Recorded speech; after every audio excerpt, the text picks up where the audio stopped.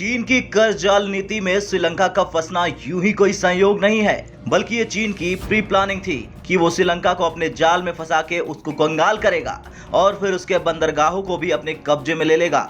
लेकिन कैसे चीन ने श्रीलंका को ठग कर हम्बनटोटा बंदरगाह पर कब्जा जमा लिया और क्या है चीन की धोखेबाजी की इनसाइड स्टोरी, इन सवालों के जवाब जानने के लिए हमारे साथ बने रहिए, क्योंकि श्रीलंका के बाद भारत के पड़ोसी मुल्क पाकिस्तान, नेपाल, बांग्लादेश भी चीन की इस कर्ज जाल नीति में फंस सकते हैं। दरअसल चीन तो चीन है, वो जानता है कि कैसे किसी की जमीन को हड़पना है, लेकिन ये बात श्रीलंका को समझ में नहीं आई और आज वो अपने इतिहास के सबसे गंभीर आर्थिक संकट का सामना कर रहा है। इस संकट के पैदा होने के पीछे जितना हाथ श्रीलंकाई राजनेताओं का है, उतना ही चीन भी जिम्मेदार है, क्योंकि श्रीलंका चीन की डेब्ट ट्रैप डिप्लोमेसी का सबसे बड़ा शिकार हो गया। लेकिन अब जो खुलासा हुआ है वो और भी खतरनाक है। दरअसल चीन ने धोखे से श्रीलंका के जिस बंदरगाह को 99 साल की लीज पर लिया था, उसका नाम है हम्बनटोटा।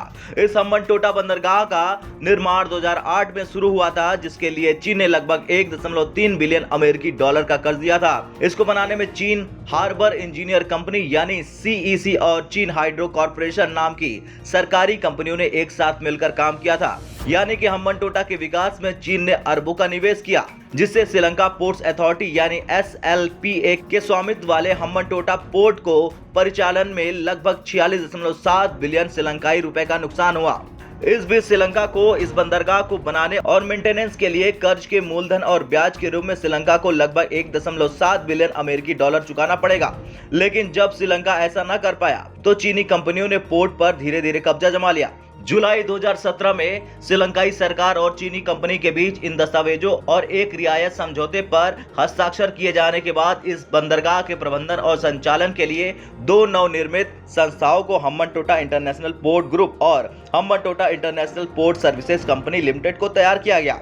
इस तरह से इन दोनों कंपनियों ने 99 साल की अवधि के लिए हम्बनटोटा बंदरगाह के संचालन और प्रबंधन का नियंत्रण अपने हाथ में ले लिया।